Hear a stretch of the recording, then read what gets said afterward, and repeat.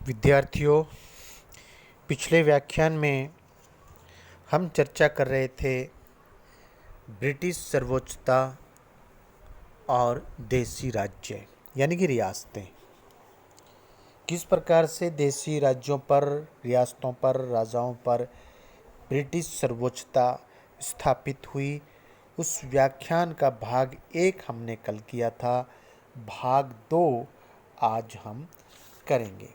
भाग 1 में हमने किया था कि देशी राज्यों के प्रति जो कंपनी सरकार की नीति थी, उसमें कल हमने व्याख्यान में बात की थी कि एक इतिहासकार हुए जिनका नाम विलियम ली वार्नर, और उनकी एक पुस्तक जिसका नाम the native states of India, the native states of India.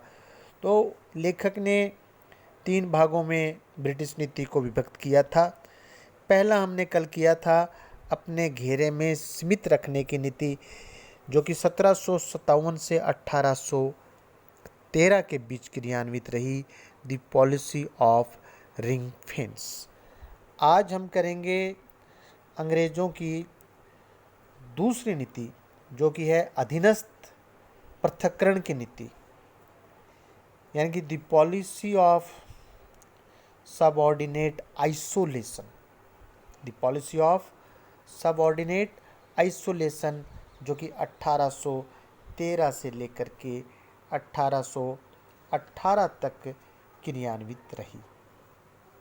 1813 से लेकर 1858 तक, 1813 से लेकर 1858 तक। इस काल में कंपनी ने सभी भारतीय राज्यों को अधीन बनाया तथा उन्हें सहायक संधि स्वीकार करने को बाध्य किया। भारतीय राज्यों को कहा गया कि वे कंपनी को देश में प्रमुख सत्ता के रूप में स्वीकार कर ले। इस नीति को लागू करने वाला लॉर्ड हेस्टिंग्स प्रथम था, परंतु उसने शीघ्र ही भांप लिया कि देश की स्थिति ऐसी है कि अभी इस नीति पर पूर्ण आचरण करना कठिन है। अतः उसने अपने पूर्ववर्ती गवर्नर जनरल्स की हस्तक्षेप की नीति पर ही आचरण करना उचित समझा, परंतु इसका परिणाम यह हुआ कि देश में चारों तरफ अशांति के बादल मंडराने लगे। देशी राज्यों में षड्यंत्र रचे जाने लगे। इस हालत को देखकर लॉर्ड हेस्टिंग्स ने एक फॉरवर्ड पॉलिसी अपनाना ही उचित समझा। 1813 में लॉर्ड हेस्टिंग्स भारत का गवर्नर जनरल बन के आया। उस समय तक कंपनी की स्थिति काफ़ी बढ़ी हुई थी। सैनिक दृष्टि से भी कंपनी शक्तिशाली थी। इस समय तक ईस्ट इंडिया कंपनी अन्य यूरोपीय शक्तियों को पराजित कर चुकी थी। कंपनी की सैनिक शक्ति किसी भी भारतीय शक्ति को दबाने में सक्षम थी। अब उसे किसी भारतीय देशी राज्य से सैनिक सहायता लेने की आवश्यकता नहीं थी। लॉर्ड हेस्टिंग्स ने कंपनी की इस जो अच्छी स्थिति है उसका लाभ उठाना चाहा। वैसे भी वह साम्राज्यवादी प्रवृत्ति का व्यक्ति था, अतः हस्तक्षेप व घेरा डालने की नीति का परित्याग कर उसने देशी राज्यों पर पैरामाउंटेंसी यानी कि संप्रभुता स्थापित करने के प्रयास प्रारंभ कर दिए। इसके लिए कंपनी ने पड़ोसी देशी राज्यों में फूट करवाकर उन्हें परस्पर लड़वाना प्रारंभ कर दिया। इससे कंपनी सरकार को 2 प्रमुख लाभ हुए। पहला, देशी राज्य कंपनी सरकार के विरुद्ध यूनाइट नहीं हो सके, संगठित नहीं हो सके। दूसरा, वे आपस में एक दूसरे से अलग रहे। ये 2, और इसलिए इस नीति को अधीनस्थ अलगाव पॉलिसी ऑफ सबऑर्डिनेट आइसोलेशन की नीति कहते हैं। इस नीति पर आचरण करके कंपनी ने देशी राज्यों को समानता का ओहदा देना समाप्त कर दिया। महत्वपूर्ण बात हुई है विद्यार्थियों कि कंपनी ने देशी राज्यों को समानता का ओहदा देना समाप्त कर दिया, जो कि अभी तक दिया जा रहा था 1813 तक। अब वह देशी राज्यों पर अपनी राजनीतिक सर्वोच्चता स्थापित करने का प्रयास करने लगी। इसीलिए लॉर्ड हेस्टिंग्स ने देशी राज्यों के साथ जो भी संधियां की, उनका उद्देश्य उन राज्यों को सुरक्षा प्रदान न करके उन पर अपनी शक्ति की श्रेष्ठता स्थापित करना था। इसके अलावा इस नवीन नीति में दो विशेषताएं और भी लक्षित की जा सकती हैं, जो लक्षित होती हैं हमें दिखाई देती हैं। पहला, देशी राज्यों को सहायक संधि स्वीकार करके अंग्रेजों की राजनीतिक सर्वोच्चता स्वीकार करनी पड़ती थी। कंपनी की शक्ति को श्रेष्ठ मानते हुए आपसी झगड़ों में उन्हें कंपनी सरकार को मध्यस्थ स्वीकार करना पड़ता था। दूसरी, हमें हेस्टिंग्स की नीति में क्या विशेषता दिख रही है? देशी राज्य विदेशी मामलों में अब स्वतंत्र नहीं रहे थे। बात दोहरा रहा हूं, विदेशी मामलों में अब स्वतंत्र नहीं रहे थे। विदेशी नीति का निर्धारण अब देशी राज्य कंपनी सरकार के नियंत्रण व उसकी देखरेख में कर सकते थे। इस प्रकार स्पष्ट है कि इस नीति के अंतर्गत देशी राज्य आपस में एक दूसरे से अलग और विदेशी राज्यों से संबंध स्थापित नहीं कर सकते थे। परंतु कंपनी सरकार ने अभी तक आंतरिक मामलों में राज्य सरकारों की सार्वभौमिकता को चुनौती नहीं दी थी। अपने आंतरिक विषयों में देशी राज्य अब भी निरंकुश बने रहे। लॉर्ड हेस्टिंग्स ने जो अपनी फॉरवर्ड पॉलिसी जो बनाई थी के से अनुकूल अवसर आने पर मध्य भारत जब उसको अपनी फॉरवर्ड पॉलिसी बना ली और जब उसको अनुकूल अवसर मिला तो वो क्या कर रहा है? मध्य भारत के 145 राज्य, काठियावाड़ के राज्य 145 और राजपूताना के 20 राज्य कंपनी के प्रभुत्व में ले लिए। बहुत बड़ा कार्य किया है आप। राजस्थान, राजपूताना के भी 20 राज्य ले लिए। लॉर्ड हेस्टिंग्स ने कूटनीति का सहारा लेते हुए मराठा संघ की विभिन्न शक्तियों को छिन्न भिन्न करके उन्हें कंपनी के अधीन बनाने का दृढ़ निश्चय किया। इस प्रकार पंजाब और सिंध को छोड़कर समस्त भारत पर ईस्ट इंडिया कंपनी का प्रत्यक्ष या परोक्ष आधिपत्य स्थापित हो गया। हेस्टिंग्स ने इन राज्यों के नरेशों से उनके प्रमुख अधिकार छीन लिए थे और वे अब केवल कंपनी के माध्यम से एक दूसरे से संबंध स्थापित कर सकते थे। जैसा कि उदयपुर की संधि से ज्ञात होता है, इन राज्यों के साथ अधीनस्थ सहयोग सबऑर्डिनेट कॉरपोरेशन से संबंध स्थापित किए और पहले की तरह आपसी संबंध जो बराबरी पर थे उस नीति को त्याग दिया। यद्यपि इन संधियों में उन राज्यों की आंतरिक स्वतंत्रता स्वीकार की गई थी, परंतु व्यावहारिकता में ऐसा नहीं था। वास्तव में प्रशासन में प्रत्येक विभाग पर अंग्रेज रेजिडेंट का प्रभुत्व होता था। तो स्पष्ट है लॉर्ड हेस्टिंग्स ने इस प्रकार से वहाँ के जो शासक हैं उनके आपस में झगड़े करवाए। राजपूताना में भी कई बार शासकों सामंतों के मध्य झगड़े करवाए या हुए। तो उनका निर्णय जो सर्वोच्च सत्ता है उसी ने किया, यानी कि अंग्रेजों ने किया। राजाओं के घरेलू झगड़ों के अवसर पर या प्रजा से संबंध बिगड़ने पर या आर्थिक संकट आने पर भी कंपनी सरकार को हस्तक्षेप करना पड़ता था और वो करती थी। स्पष्ट है लॉर्ड हेस्टिंग्स ने देशी राज्यों को पूर्ण रूपेण से कंपनी के अधीन किया और वह ऐसा करना चाहता था, लेकिन हाँ वो बात देखिए, अधीन करना चाहता था, उनको मिलाना नहीं चाहता था। लेकिन इसके उपरांत आने वाला लॉर्ड डलहौजी,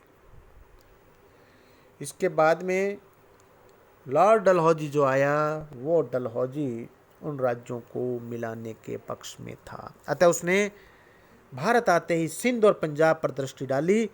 उसे देशी राज्यों से अब कोई भय नहीं था। कंपनी की ताकत अपनी चरम सीमा पर पहुंच चुकी थी। नरेशों यानी कि राजाओं के पास में शक्ति नहीं रही थी। प्रशासन में भी वे अंग्रेज रेजिडेंट पर अवलंबित हो गए थे। अब दूसरे राज्यों से संपर्क अब वे नहीं कर सकते थे। कंपनी सरकार को अब बफर स्टेट्स की आवश्यकता भी नहीं रही थी, जो पहले कभी हुआ करती थी। हमने देखा जो उस समय बक्सर के युद्ध के समय, इलाहाबाद की संधि के समय, कि मराठों के डर से अंग्रेज़ों ने अवध को एक बफर स्टेट के रूप में इस्तेमाल किया। तो अब ऐसी कोई आवश्यकता नहीं रही थी। लॉर्ड डलहौजी लॉर्ड हेस्टिंग्स से भी अधिक साम्राज्यवादी था, अतः उसने पंजाब व वर्मा को तो युद्ध में पराजित कर अंग्रेजी राज्य में मिला लिया। कुशासन प्रबंध का दोष आरोपित कर अवध और बरार को मिला लिया, परंतु अब भी उसकी साम्राज्यवादी जो भूख है शांत नहीं हुई। अतः गोद लेने की प्रथा को भी समाप्त कर उसने 8 देशी राज्यों सतारा, नागपुर, झांसी, संभलपुर, जैतपुर, बाघात, उदयपुर, ये 8 राज्य थे। इन 8 राज्यों को कंपनी के राज्य में पूर्णतः मिला लिया। कतिपय नरेश ये राजा ऐसे थे, कुछ राजा ऐसे थे जिन्हें पेंशन मिल रही थी। कुछ अन्य जो बात हो रही है, इनके अलावा कुछ ऐसे स्टेट्स जिनको पेंशन मिल रही थी, लॉर्ड डलहौजी ने उनकी पेंशन समाप्त कर दी और कहा कि पेंशन परंपरागत नहीं होती या वंशानुगत नहीं होती। बाजीराव द्वितीय 1852 में इस लोक से विदा हो गया तो उसके दत्तक पुत्र नाना साहब को पेंशन नहीं दी गई। 1853 में जब कर्नाटक का नवाब इस लोक से विदा हो गया तो वो नवाबी का पद जो है समाप्त कर दिया गया। मुगल सम्राट बहादुर शाह को अपमानित कर उसकी पेंशन में कटौती की गई। अतः स्पष्ट है देशी नरेश अब इतने असहाय हो चुके थे, कितने असहाय हो गए थे, और अंग्रेजों की सर्वोच्च सत्ता कितनी प्रभावशाली हो गई थी। यदि हमें इस पे ये जो हमने अभी जो किया है, इस पर यदि हम दृष्टि डालें 1813 से 1858 तक की इसको हमें इसकी एक समीक्षा यदि करें तो कंपनी की यह दूसरी नीति भी लगा रहा हूँ छात्रों, विद्यार्थियों, भी सर्वथा दोष रहित नहीं थी। इस नीति से देशी राज्यों के नवाब व राजाओं को भी नुकसान हुआ तो कंपनी सरकार को भी हुआ। देशी नरेशों को विदेशी आक्रमणों से सुरक्षा प्रदान कर उनको सैनिक दृष्टि से निर्बल बना दिया। इसके अलावा नरेश अपने राज्यों के प्रशासनिक कार्यों के प्रति उदासीन हो गए। इसके फलस्वरूप राज्यों में अव्यवस्था व अराजकता फैल गई। जनता शासकों के कारिंदों के जुल्मों की शिकार होने लगी। दूसरी ओर कंपनी ने देशी राज्यों के आंतरिक मामलों में हस्तक्षेप करके नरेशों को अपना शत्रु बना लिया। कंपनी सरकार ने संधियां करते समय राजाओं को आश्वस्त किया था कि वह उनके आंतरिक मामलों में हस्तक्षेप नहीं करेगी, परंतु लॉर्ड डलहौजी ने इस आश्वासन के विरुद्ध कार्य किए। उन्होंने खुलकर देशी राज्यों के आंतरिक मामलों में हस्तक्षेप किया। परिणाम स्वरूप राजा अंग्रेजों की साम्राज्यवादी नीति के विरुद्ध संकालू बन गए और 1857 के विद्रोह में बागी बन बैठे। अब यदि हमें कंपनी के जो हमने वर्गीकरण किया, उस वर्गीकरण के अंतर्गत यदि हम तीसरे काल की बात करें, जिसमें अधीनस्थ एकीकरण की नीति जो कि 1858 के बाद लागू की गई, उस नीति की यदि हम बात करें तो उस समय लॉर्ड कैनिंग यहाँ पर आ गए 1858 में। लॉर्ड कैनिंग के समय से तीसरा काल प्रारंभ होता है। उस इतिहासकार जिस पुस्तक की हमने शुरू के अंदर चर्चा की थी, the native states of India, William Lee Warner ने जो तीसरा क्लासिफिकेशन किया 1858 के बाद का अधीनस्थ एकीकरण की नीति, the policy of subordinate union, वो लॉर्ड कैनिंग विद्रोह के शांत हो जाने पर कंपनी की प्रभुसत्ता, विद्रोह जो 1857 का हुआ, के हाथ में चली गई और रानी की और इंग्लैंड की जो रानी है विक्टोरिया, वो भारत की साम्राज्ञी बन गई। 1858 में एक वहाँ से एक्ट आया इंग्लैंड से, और अब भारत भी इंग्लैंड के जो उस समय महारानी थी उसकी प्रजा हो गई। विद्रोह में लगभग सभी राजाओं ने अंग्रेजों का सहयोग किया था, कुछ को यदि छोड़ दें। राजाओं के इस सहयोग से ब्रिटिश सरकार के मस्तिष्क में यह बात जमा हो गई कि नरेशों के सहयोग से अंग्रेजी साम्राज्य स्थायी रह सकता है। इन राज्यों से मिले सहयोग के प्रति कृतज्ञता व्यक्त करते हुए कैनिंग ने कहा था कि राज्यों ने उस तूफान को रोकने का काम किया जिसका एक बड़ा झोंका हमें उखाड़ सकता था। तो अब हम यूँ कहें कि इनकी नीति के अंदर परिवर्तन आया है। राज्यों के प्रति अपनाई गई इस नवीन नीति को नवंबर 1858 में महारानी विक्टोरिया द्वारा की गई घोषणा में स्थान दिया गया। अधिनियम में यह स्पष्ट किया गया कि कंपनी द्वारा नरेशों के साथ की गई सभी संधियों और समझौतों का पालन करना क्राउन को अनिवार्य होगा। नरेशों को आश्वासन दिया गया कि उनके पारिवारिक शासन को बनाया रखा जाएगा, उनके अधिकारों, गरिमा और प्रतिष्ठा का आदर किया जाएगा। रानी की इस घोषणा का राज्यों में प्रचार किया गया। जिन राज्यों ने विद्रोह को दबाने में सहयोग दिया था, उन्हें गोद लेने की सनद देकर लैप्स के सिद्धांत का खंडन किया गया।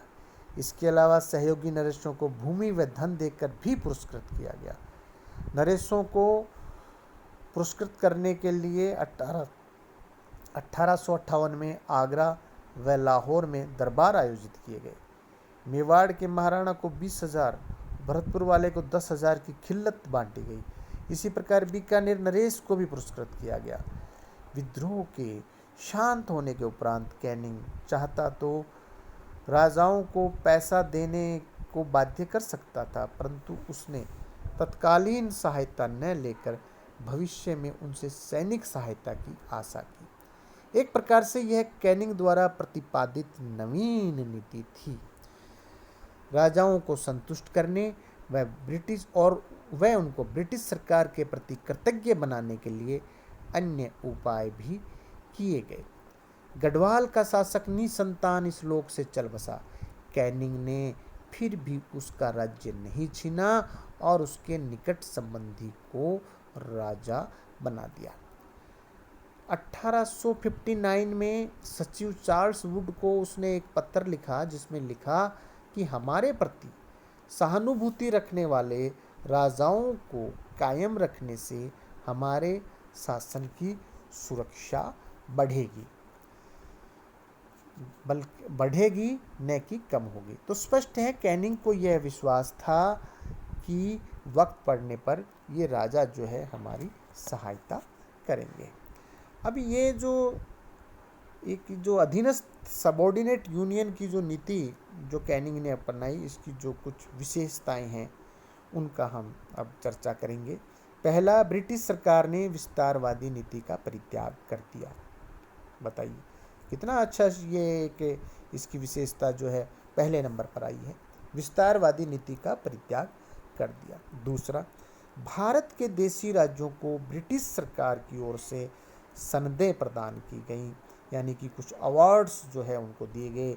उन्हें विश्वास दिलाया गया कि उन्हें अंग्रेजी साम्राज्य में नहीं मिलाया जाएगा, किसी प्रकार का नुकसान नहीं पहुंचाया जाएगा, और ये आश्वासन तभी तक क्रियान्वित रहेंगे जब तक कि नरेश ब्रिटिश सरकार के स्वामी भक्त रहेंगे।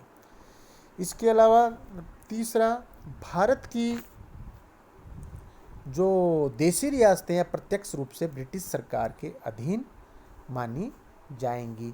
उन पर ब्रिटिश सरकार की सर्वोच्चता स्पष्ट रूप से स्थापित की गई। वायसराय देशी राजाओं व ब्रिटिश ताज यानी क्राउन के बीच कड़ी बन गया। चौथा, देशी रियासतें ब्रिटिश प्रशासन की पूर्णतः इकाइयाँ बन गईं। पांचवा, छोटी व बड़ी रियासतों में भेदभाव नहीं किया गया। छठा, भारत की देशी रियासतों से यह आशा रखी गई कि आवश्यकता पड़ने पर वे ब्रिटिश सरकार की सहायता करेंगे। तो इस प्रकार से यह एक जो नई नीति अब ये आई अधीनस्थ एकता की। इसके अलावा नरेशों पर ब्रिटिश सर्वोच्चता को स्थापित या थोपने के कुछ और भी साधन जो है वो अपनाए गए।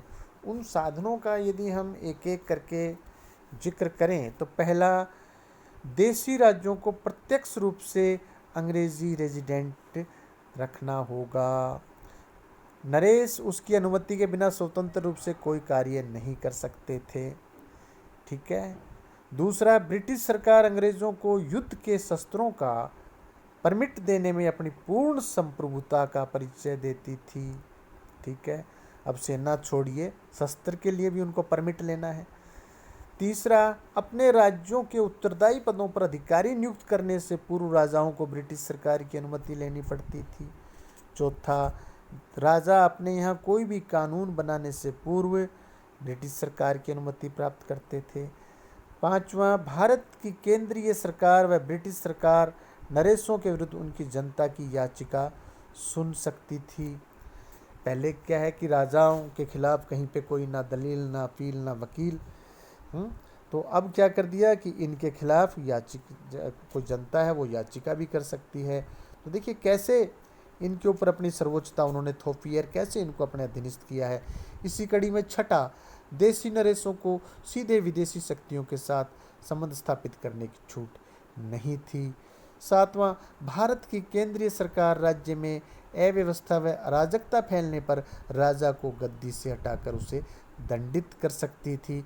आठवां, विभिन्न अवसरों पर कलकत्ता व दिल्ली के जो दरबार आयोजित कर वहाँ राजाओं को यह दर्शाया गया कि वे ब्रिटिश क्राउन के अधीन हैं। नौवां, जो अल्पवेशक राजा थे उनके राज्य में ब्रिटिश सरकार की सर्वोच्च शक्ति स्पष्ट झलकती थी। वहाँ पर उन वायसराय एक परिषद गठन करता था, उस परिषद का अध्यक्ष अंग्रेज होता था। 10वां, राज्यों के पारस्परिक संबंधों में विदेशी राज्यों से संबंध स्थापित करने पर ब्रिटिश सरकार का पूर्ण नियंत्रण रहता था। 11वां, किलेबंदी पर भी ब्रिटिश सरकार का नियंत्रण था। देखिए कितने महत्वपूर्ण बिंदु हैं। 12वां, यातायात व संदेश वाहन के साधनों को विकसित करने पर भी ब्रिटिश सरकार ने देशी राज्यों पर अपना नियंत्रण रख रखा था। अगला, देशी राज्यों में अपनी मुद्रा चलाकर भी देशी राज्यों को ब्रिटिश सरकार ने अपना प्रभाव दर्शा दिया था। और अंतिम, राज्यों की शिक्षण संस्थाओं का पंजीयन ब्रिटिश प्रांतों के विश्वविद्यालयों में होगा। ये कुछ ऐसे जो ब्रिटिश सर्वोच्चता थोपने के साधन, कुछ बिंदु जिससे आप समझ गए होंगे।